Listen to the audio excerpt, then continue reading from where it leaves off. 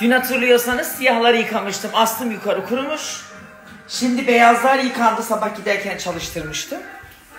Ve şimdi de açık renkliler.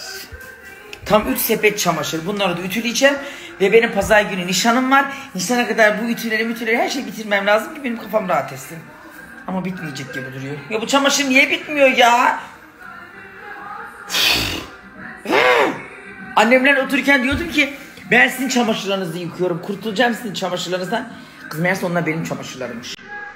Onlar da kurtuldular çamaşırda. Annem haftada bir kere makine açıyor.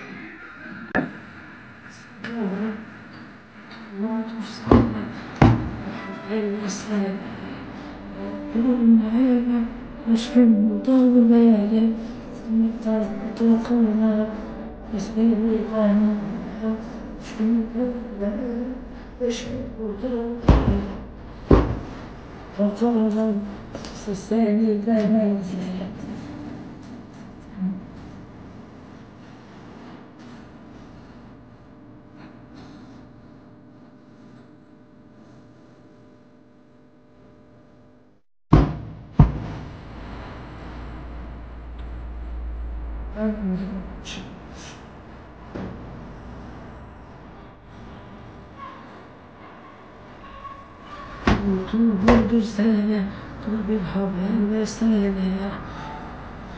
Var bu dünyada ölüm var.